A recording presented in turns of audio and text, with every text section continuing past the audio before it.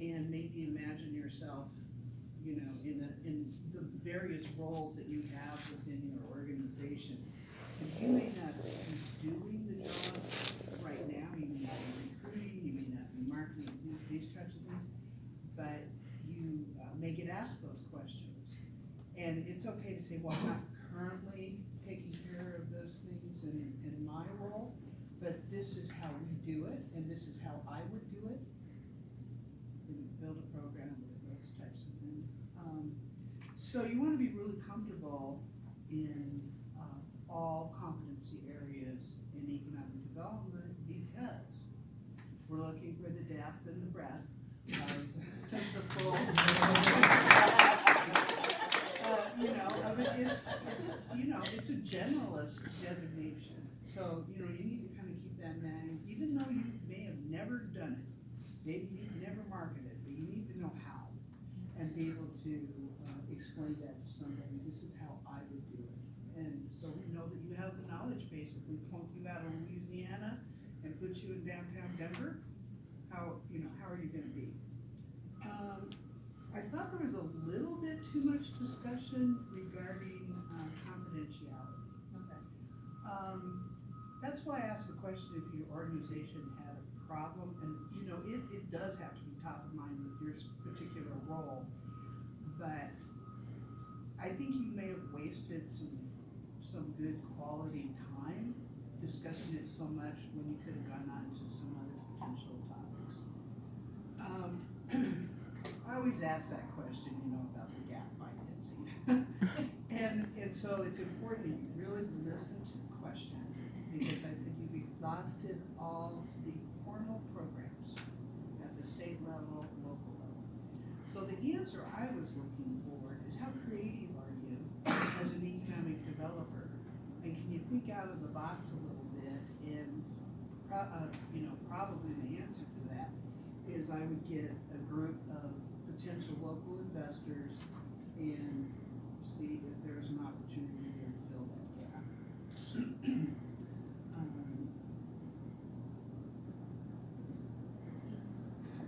A great answer on the future of economic development. Good. Why I want to be a certified economic developer? I think your answer was really right on target. But there's one aspect you have to think about: what happens after I'm a certified economic developer? And a real key component to that is giving back to the community or anybody else. But on the whole, great job. Thank you. Thank you. And Peter? So yeah, I mean, I echo a lot of that. On that last part, it's interesting. I think you do have to be careful, because you could sound.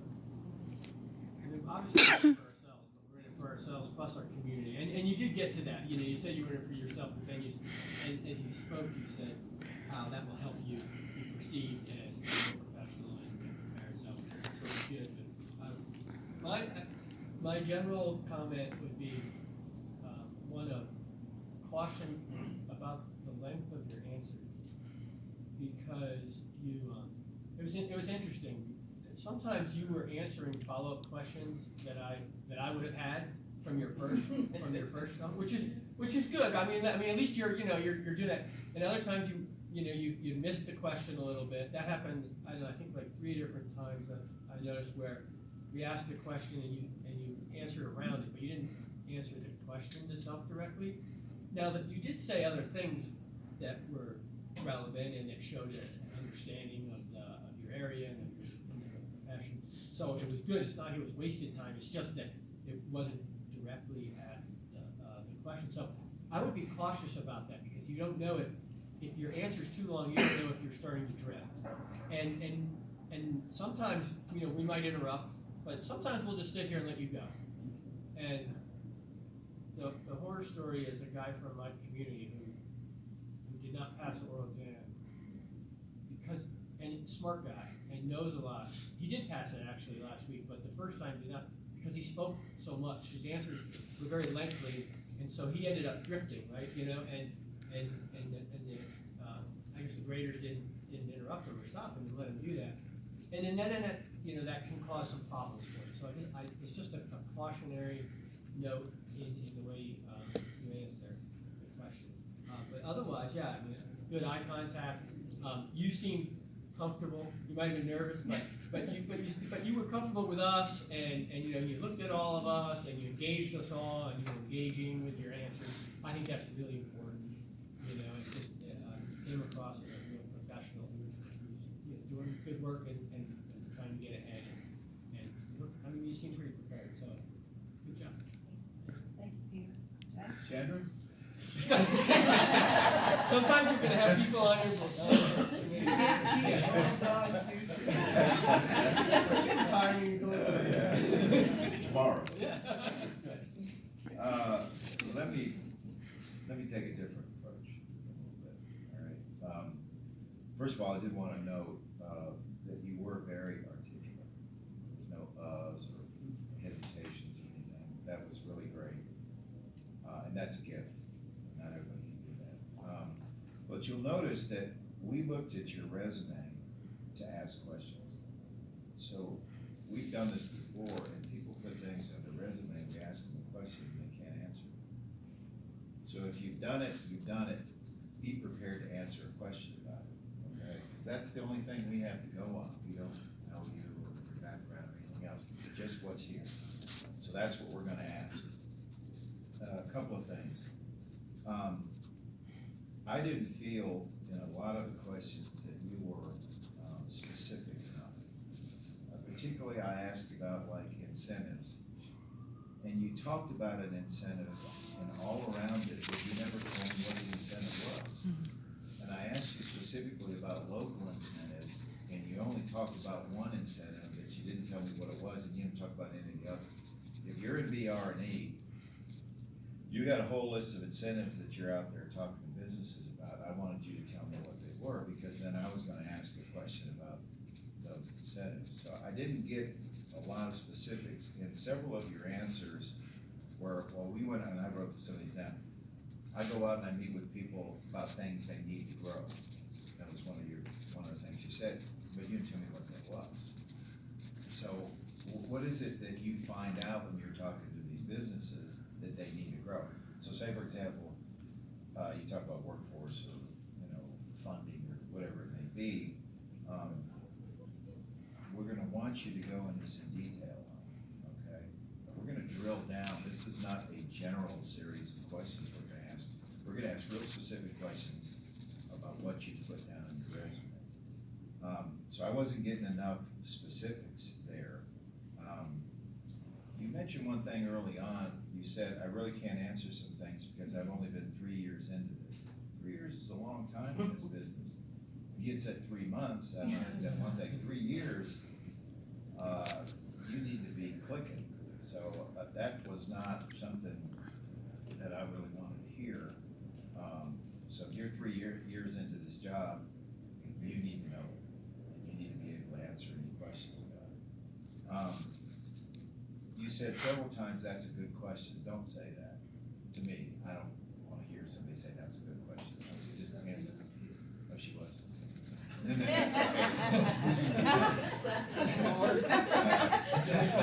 Nice to you. Yeah, I know. You yell at them. You did mention about the 9 parishes and all that. Later on, you went in, and the only reason I know this is I married somebody from Louisiana. You start talking about police juries and things like that. Nobody's ever heard of police juries anyplace else. And they don't know that that's the people that run the counties, and then the sheriffs do things with taxes, and you know, so it's Louisiana is a little bit different in a lot of levels. So, so you may want to go in a little bit more detail in terms of kind of, you know, and I think Ladine was asking a question. We're going to start out general and ask you a question. Okay, how are you organized? How are you set up? Where are you within the organization? All that. You know, you may have somebody here from like Peter's from Ohio. Peter doesn't know anything about it. Well, he probably does because he's been professional all the time. But about parishes and things like that. But you may be from Missouri, or you could be from Texas or whatever. So spend a little time talking about situational things. Type of organization. Be very specific about your answers.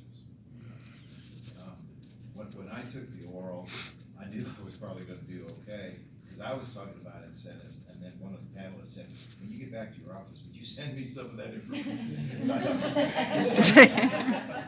But I gave enough specifics that they did, so I know it, and you probably know it so well, it's just all there.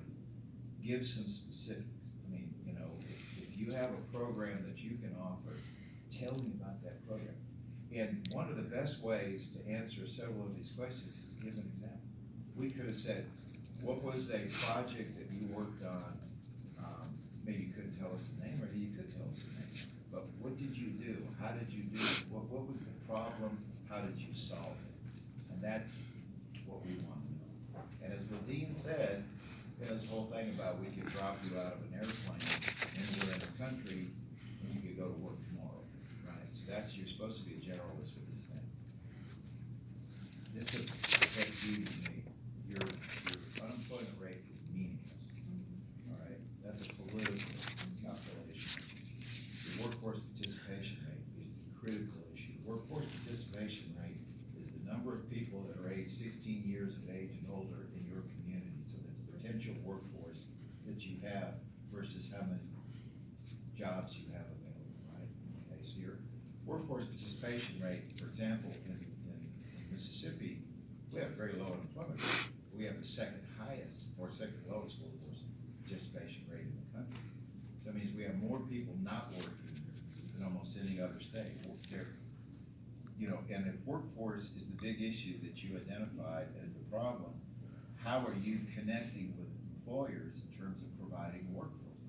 You mentioned the community college, but you didn't say any specific program that they offered. And again, I just know that in Marianne, in Louisiana, you have community colleges and you have technical schools. And they're the ones that do a lot of the training, as I understand it. So, a lot more specific. I know you know it. I know it's there. So I think you were great, but I wanted to hear more. And the other thing is, it's okay to do all this for you and all that, but you're going to be a leader. We want to hear what everybody said here. I want to get back to the profession.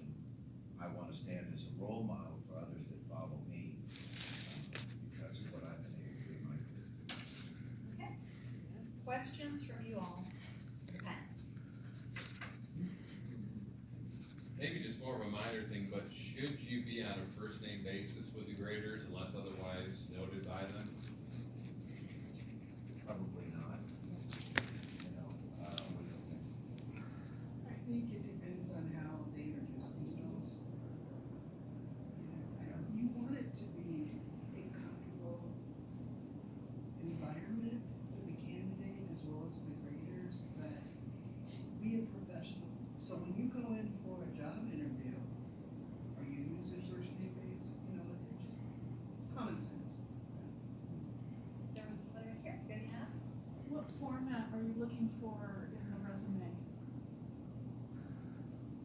There's no particular format.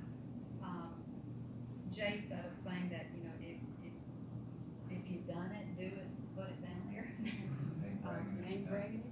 If, we've seen resumes that have been very comprehensive, been 2 pages. We've seen resumes that are 10. As far as format, whenever someone sends me a resume and they're looking, for it to be attractive and concise, there's all sorts of templates out there. But you can, if you have a company in your community that does hiring, employment service, sometimes they're really good about giving you an idea of how to set up or what template to use for a resume. We've seen everything, run the gamut of what we've seen. Chandra had a nice resume. And we were looking at it out there, and we said, this is a target-rich environment right here. All right, we're going to be able to ask a lot of questions out of here, because you've had a lot of great jobs and a lot of great responsibility and so forth. So that was good. So we knew what you've done. We knew what experiences you had. And one thing too I want to add to that is, and Wayne and I had this discussion yesterday, and also Jim, some of you have some experience that wasn't directly working for an EDO or an economic development entity. but you were maybe an aide to a congressman. You worked with a business, you were private sector. Without a doubt, all of that experience and all of those things that you learned have helped you to become a better economic developer and given you some insight that maybe some of your colleagues don't have. Make sure you include that. Don't think that past experience isn't going to count toward your development and your success as an economic developer. So include that. That happened to me, because when I became certified, I was with the university. Did they look at my resume? Yeah, a little bit. I had to answer every kind of question you can imagine. Tech transfer, all kinds of things, marketing, what was the specs in my industrial park of where I lived? I said, well, I drive by that on the way to work. And you can take control of your response. So I said, well, let me tell you about the specs of the industrial park when I was working at the local level as an economic developer. And then I was able to demonstrate that I knew industrial parks, I knew what the specs were, and I could respond appropriately. And Jamie, you're gonna run into the same thing I did because I was private sector, I owned my own business for 17 years. A lot of the questions I had was, how does that equate to what you're doing? And like BRE, I would have had a tendency when I saw how much experience you had, not to ask you too many questions on BRE. Once you kind of told me what your role is, I'm gonna ask you about finance, marketing, and the things that infrastructure, things that are not necessarily in your daily job. Other questions? Jim? So when you asked the question about incentives, if she would have gave you the answer of the laundry list of available incentives that you may have, however, whether it's tax increment financing, community improvement districts, neighborhood improvement districts, what's your follow-up question to that? And should she be prepared to give examples of how those were utilized in your community, or what your role? Yeah, well, what I would have done, or anybody up here probably would have done, was to pick one of those and say, how did you use it in a project? Like that kind of thing. So that's what I would have done. But I wanted to see that she knew what they were, then go from there. Because the local incentives are generally fewer than what you have on the state level. So how do you use those, could be a tip, could be whatever. However, the state is, the structure is as far as incentives to the local level, it's, the statute reads that you're able to utilize those incentives by statute. And one of the things too, you guys remember, we keep, every once in a while we interject about our rural folks and smaller communities, or places like Texas, we talk where so much of everything's local, doesn't happen at the state level. And Jay speaks to this in his incentives class, is a lot of things that people don't typically in larger areas think of as incentives, they do very much so in smaller communities. The fact that you have a good relationship with your community colleges and you can offer training for specific jobs. The community is very much supportive of you coming there, and they're willing to look at an abatement for the school tax to help you get into the community and provide jobs and opportunities there.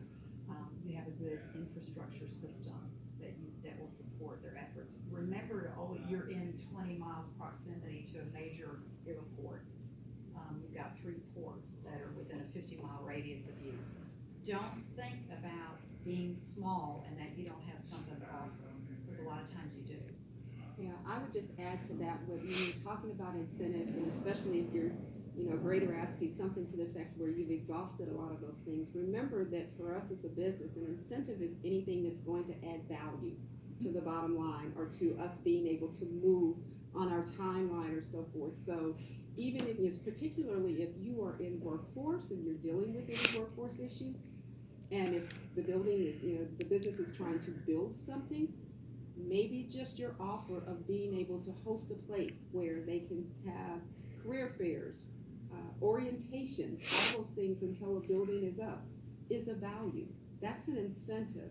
So, being able to assign a specific person to help them walk through permitting, that's an incentive. So don't always think about just your statutory incentives out there, but broaden your thought pattern on that a little bit. Giving your quality of place.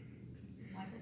I was just gonna say, for candidates who maybe have a whole lot of experience within one very specific area of economic development, and knowing that those questions could be coming in all the other areas where they may not have much experience, what would you be looking for in a response that doesn't involve kind of selling yourself short or kind of highlighting your inexperience in those other areas? Like, is there a good way of responding to that?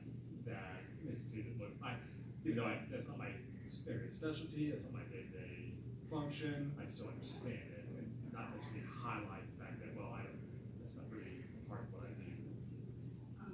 Well, like, one thing that you said was, I'm not involved in that. I mean, don't put a negative spin on anything that you do. Don't lie, but don't put a negative spin on it, or how we might perceive that. And just answer the question, like Peter said, tell me about your BRE program, and say, you know,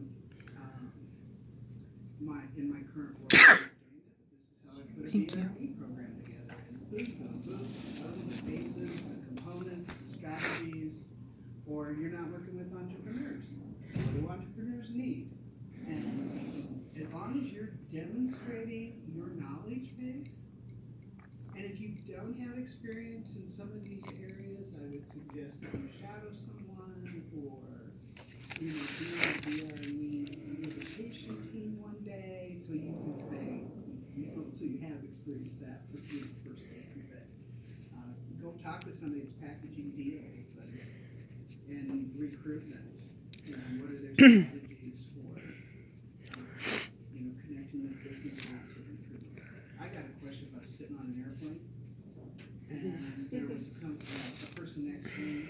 We struck up a conversation, and I found out this guy was a site locator for a company, and he was visiting various sites. And you know, what do? You take that opportunity in a couple of minutes to give an overview of your area, your assets. So, you know, there's ways that you can control the questions and still demonstrate the knowledge.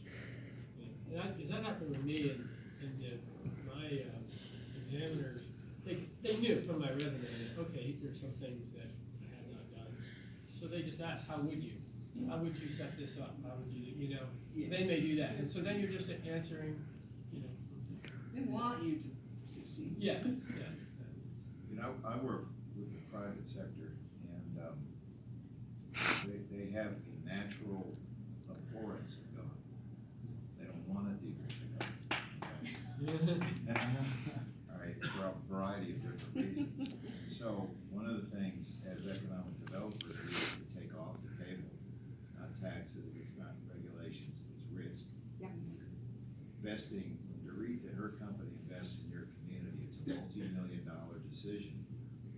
And so obviously you want it, you want to sell your community and all that, but it's a risk to that company. So how do you take risk off the table with whatever you have in your arsenal to offer, location, infrastructure, whatever it may be, because that's what they're looking at. The workforce is a risk, obviously, things like that. So just remember that. Put yourself in Dorit's shoes, and I think you'll be a lot more effective in terms of marshaling your arguments. Right. In terms of the structure of the oral examination, I know there's the interview portion dealing with the resume, but are there any, I guess, questions that are just routine that every individual, you know, candidate is going to get asked, or is every interview different? You mean in the other two components? Meaning, No, just within. Just within within the the oral. entire oral interview, are there certain questions that every candidate that is appearing that day are going to get? What's that? Why do you want to be an economic Okay. developer? A certified economic developer. For a That's long pretty time, one of the typical questions was, tell us about a project you worked on, Yeah. and what went wrong and what went right, and what would you do differently? That was, for a long time, that was a typical question. But overall, every individual interview or oral examination is different. And it's anything goes. They can ask you anything. Any other questions about the interview part? Okay, now, you've got a whole bunch of years' experience right here.